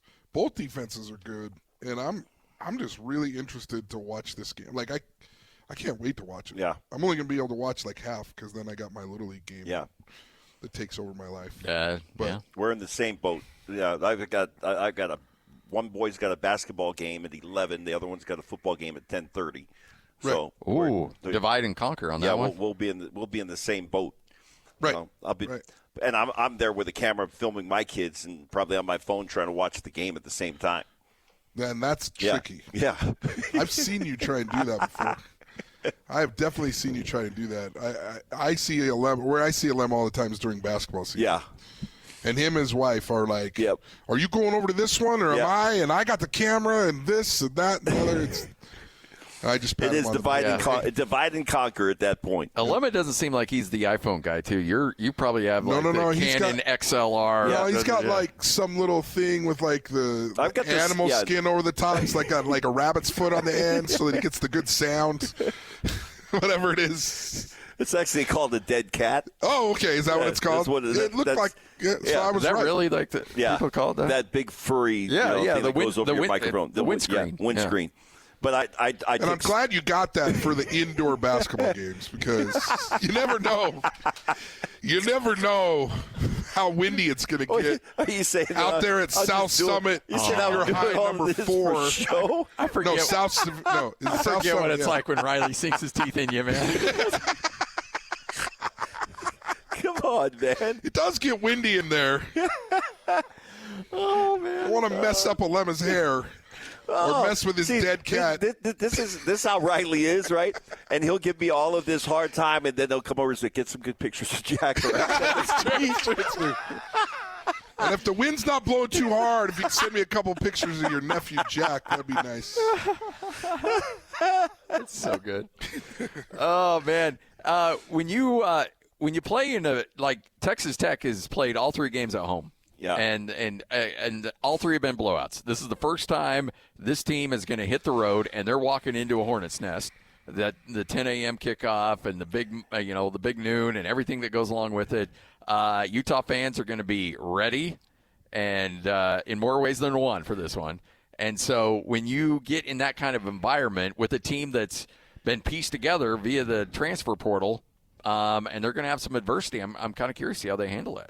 Because this is going to be a rough one for them. Yeah, they're not accustomed to Riley. You're not buying it. I don't know. Just look on your face. No. I was just going to see if Alema was going to talk first. But. I would just say this, that I think that, and maybe this is just part of us in Utah thinking that we get disrespected, that Texas Tech doesn't know what Utah is really about. I totally agree. Right. With that. And what I love about these opportunities is that this is a national audience for the Utah brand of football, University of Utah brand of football.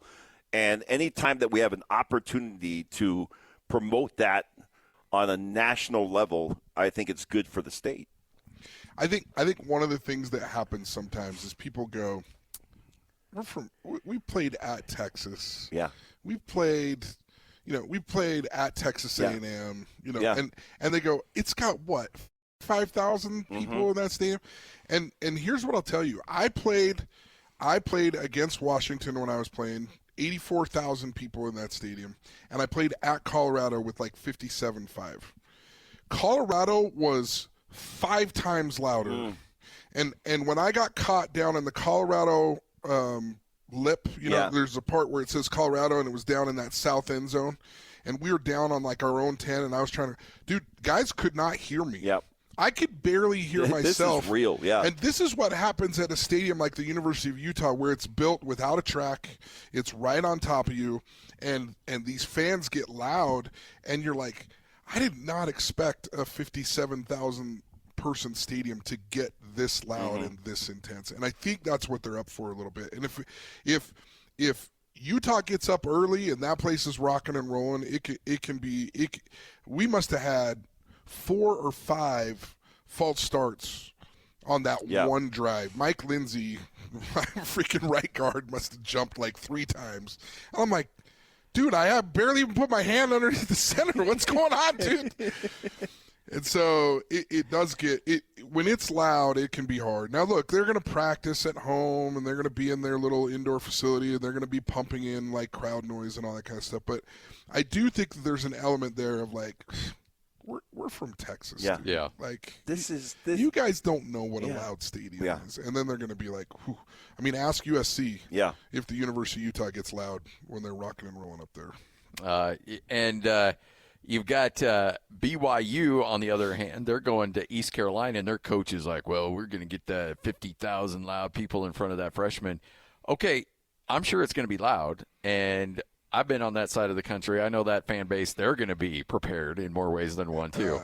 Pretty nasty. There's going to be some nasty comments. Yeah, and but there will also probably be 6,000 to 8,000 BYU fans there, too. Yes. And I think that might be a little surprising when East Carolina players are looking up like, where all this? That's not purple. That's blue. What is that? Right. So I totally agree. I think that's going to be interesting. BYU travels well. But Bear Bachmeier, as a true freshman on the road in that kind of environment, I'm really fascinated to see how he handles himself. Yeah, I think that's again, we're talking about the test that he's had to this point.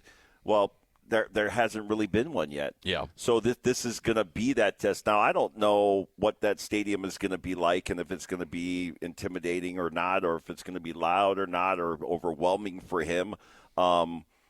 And maybe I'm showing East Carolina the same disrespect that I feel like Texas Tech is showing the University of Utah, or would show the University of Utah. It's like it's East Carolina. I mean, we played in much bigger situations than that, right. And Bear may have played in bigger situations than that as a high schooler. So I don't look at this as where your disrespect. That's really not the part of the test. That was incredibly disrespectful. That was very disrespectful. That was like, it's just East Carolina. East Carolina's got 50,000 seat stadium. Say just East Carolina without saying just East Carolina. Yeah, exactly. Is that what I just did? Yes. But I don't see that as being the real test for him, meaning Bear. I think the real test is going up against probably the best defense that he's seen to this point. No, I mean, the test is it's the number 11 scoring defense in the country. It's number 32 overall, and it's the number 7 rushing defense. They're going to try and take away BYU's rushing game, and they're going to say, all right, hotshot.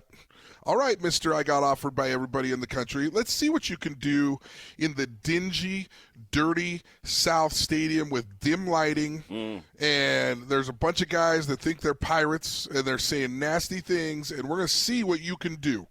And I do think in some ways you're correct. I hate saying that out loud.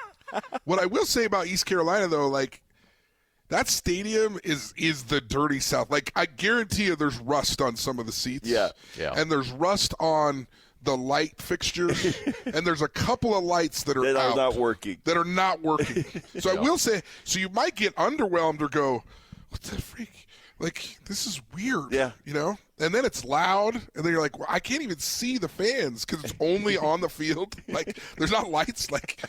And so there is going to be some adjustment for him, and ECU is going to try and do the exact same thing that University of Utah is going to do, that BYU is trying to do, that Utah is trying to do, and that is take away the run game, and let's see what you got, number 47. Yeah. Let's see how tough you are. Let's see if you are a centaur. Yeah.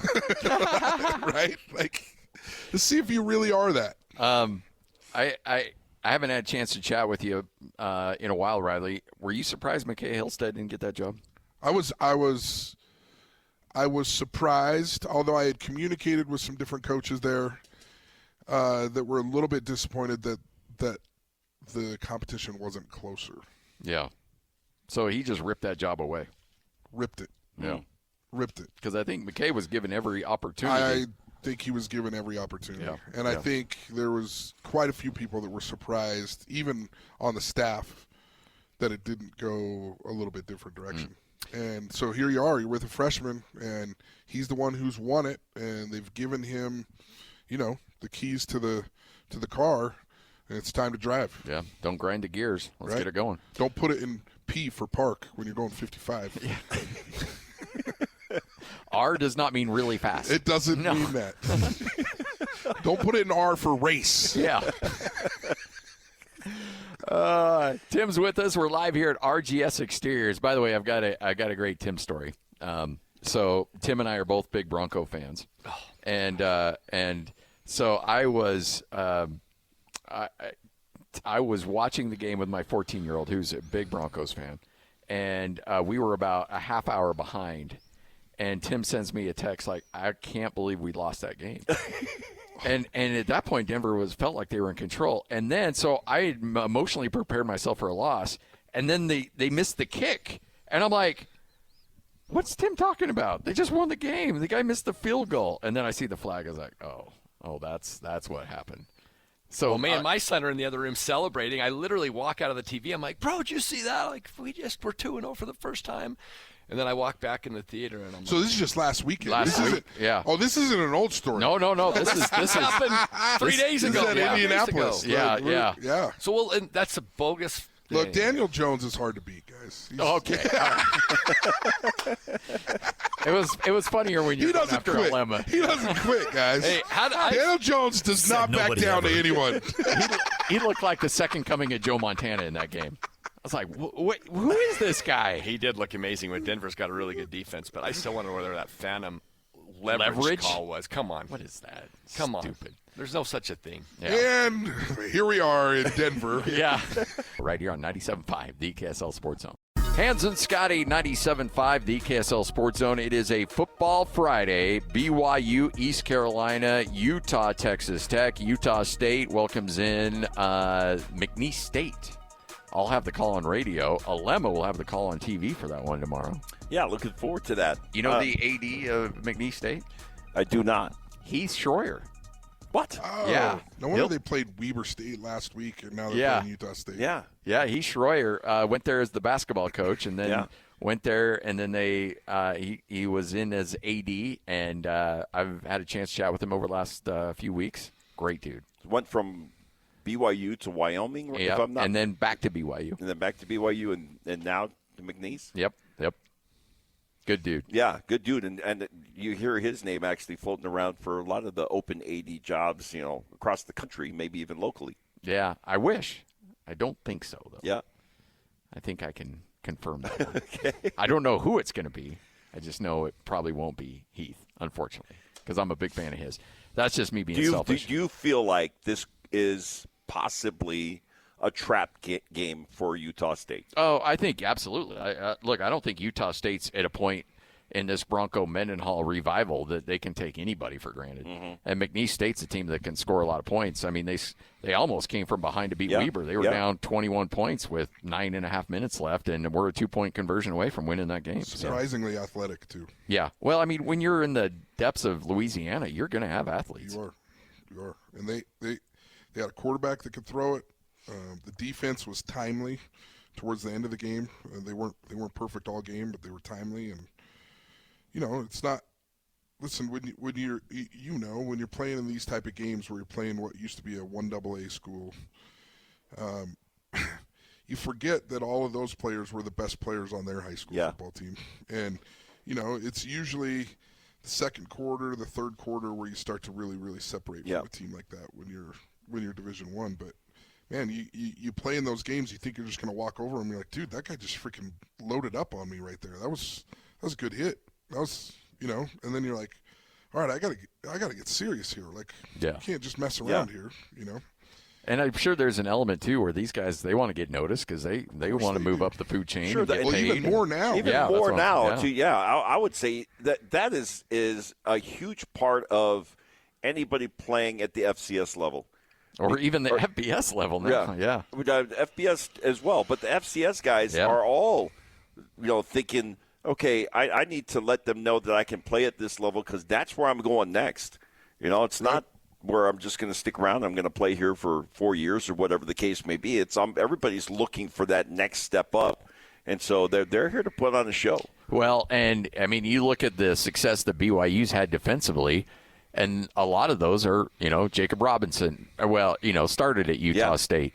You look at the corner that was there 2 years ago that was a Weber State guy. And then you look at the best linebacker we've seen at, outside of Glasgow that we've seen at Weber State or BYU in a long time is a Weber State guy, and Jack Kelly.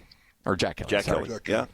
I mean, dude, he's so good. He really is. He really is. Long and physical and everything that you want. And they've got a starting lineman from Weber State as well. And so you get every single game now just seems to mean more, and especially with the ease of transfer and with the NIL money and what you can make as a young man. I mean, there's a couple of linebackers at University of Utah that are making $200,000 a year that I'm just like, wow. Yeah. Like, that would not suck for 4 years. Yeah. To make $200,000 a year. Yeah. And then graduate and move on with that kind of money. I just think it's so funny how people are like, where's the loyalty? Okay, well, these kids would get cut in a second if they weren't getting it done. And if you were in their shoes, you'd do the exact same thing. Well, so let's maybe get off our the other horse. thing that people don't understand, though, and I know like some different stories that have gone on, some of these players are being asked to leave. Oh, yeah. And then they get into the portal and they get a nice deal, and everybody's like, what? Where's your loyalty? And they're going, dude, ain't no loyalty when you're telling me I'm not part of the picture. Yeah. Right? And so we don't know all the stories that are going on half the time. Well, Bronco has got, if you include missionaries, 87 new players on that roster. Well, guess what? A lot of those were not because they left on their own, but because they were told to leave. I mean, that's just, as a coach in this new world, all right, I can lose a guy via the portal because if I don't want to lose them, well, I can also lose guys that I want to lose via the portal. Yes. So it works both ways. Well, and you look at, and I wanted to talk a little bit about this as I was getting prepared for this show today. You look at Texas Tech, right? They've taken a little bit different angle on how they're doing it. Like, I think every player on their team gets paid $50,000 a year, like just across the board, flat. Now, there's guys that are higher and lower, and they're paying some good money. But this is where I think it's changing the landscape of college football. Is Alabama used to have Texas Tech's starting linebacker on their roster, and he was second or third string and not playing because they could load up with the amount of players that they could have with, all the benefits that you get for playing for Alabama. Well, now Alabama doesn't get that guy at second or third string. This guy goes to Texas Tech, starts as a freshman, and I'm making up this scenario, right? And he's getting paid $250,000 a year from his freshman year on. That's a good deal for him. Right? Yeah. Okay, so I don't have the Alabama logo on my helmet. I'm making $250,000 a year. I'm setting myself up for, and now he becomes a 4-year starter at Texas Tech and then plays in the NFL when really he was an Alabama player that got some playing time, but not a ton. That probably would not. And I think it's changing the landscape because there's guys. I know for a fact there was a BYU linebacker last year that was offered $1.2 million a year to play for Virginia Tech. He didn't go. He's not at Virginia Tech. But $1.2 million because Virginia Tech had lost their whole linebacker room. Yeah. And they were offering guys like $1 million a piece to come play linebacker at Virginia Tech. That's a lot of cash. Like, this is the fact that we're having this conversation blows my mind. So it's crazy. Yeah. I mean, you imagine the offers coming out of Snow as a JC All-American that Riley would have been. I don't know if JC would have mattered. But the point's well taken. I may have ended up at like a Weber State and hoping to play early at Weber State when I was coming out of high school. Yeah. And maybe I start for 2 years. A better example would be Brad Otten, who was unbelievable at Weber State way back in the day, and then ended up being a Rose Bowl quarterback for USC. He was a big left-hander, big time quarterback. He started for 2 years at Weber State and then transferred in the middle. Think about what his value would have been around the country. Even Josh Heupel. Josh Heupel. Yeah. Josh Heupel would have been gigantic. Yeah. You know? It's just, I'm happy for these guys. It's just, I think it's really hurt high school recruiting. I think it's hurt the JCs, and because there's coaches out there like, I'm not going to spend my time and resources recruiting high school kids. I'm going to let Utah State or Weber State or these guys, they can recruit those guys. They can develop them, and then I'll swoop in and grab them. But even Utah State. So this is what I think. You've got a hotshot quarterback in high school right now. If he's not top 50 in the country, think about this for a minute. Let's say he's the 72nd best quarterback in the country. Yeah. Really good. I mean, you're talking top 100 quarterback in the country. Really, really good. Well, the top blue blood teams in the country are taking, let's just say it's the top 40 teams. They take the top 40 quarterbacks. Yeah. Okay? They bring those guys in. Invariably, 40 quarterbacks now go into the transfer portal, and teams like Utah State are picking up a quarterback from Iowa. They're picking up a quarterback from the University of Utah. They're picking up. So now the next 40 teams are almost like not really on the table for that 72nd quarterback in the country. So now you're looking at he's got to go to the 100th to the 136th best team in the country to get a scholarship, which means Louisiana Monroe, it means one of these teams, or it means I'm going to go to Montana and risk and bet on myself for a minute. And you're the 72nd best quarterback in the country. You would have been a Power 4 conference. You would have been in a Power 4 conference 10 years ago. Yeah. Wow. All right, we'll wrap this thing up next. Get some final thoughts on all the games coming up this weekend. Riley Jensen spouting out knowledge. Alema Harrington with us as well. It's a Football Friday right here on The Zone. All college football all day. It's a Football Friday right here on The Zone. Whether it's the Utes, Cougars, or Aggies, we got you covered. This is a Football Friday edition of Hans Olsen and Scotty G, presented by Mountain Land Supply on 97.5, the KSL Sports Zone.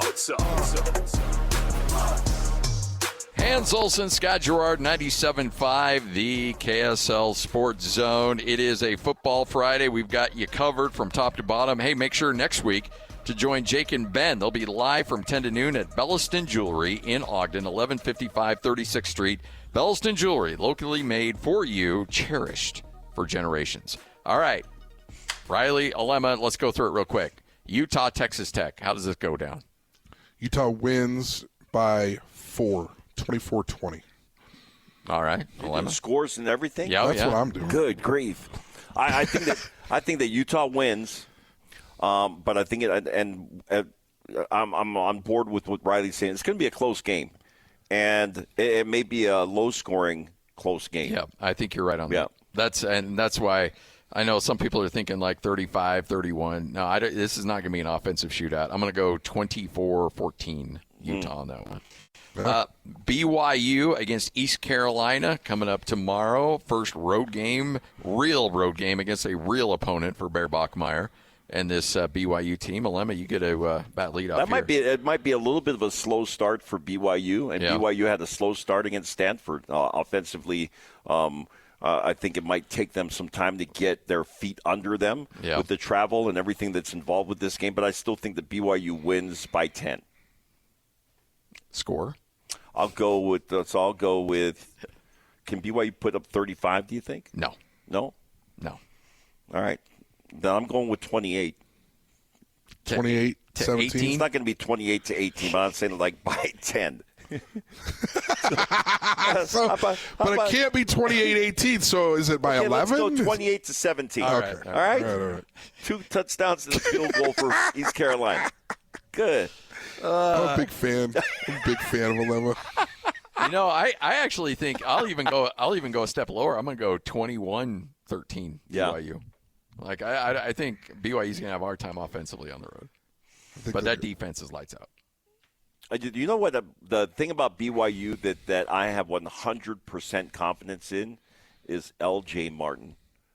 That if they want to try to, of course they're going to want to try to shut down that run, but I think that the offensive line and L.J. Martin he'll be over 100 yards. I'm going Price is Right. $1 with you guys. I'm going 17-10. Okay. BYU. Sorry, Scott. I was the last one. It's all right. That's the beauty of going last. Yeah. Right here on 97.5, the KSL Sports Zone.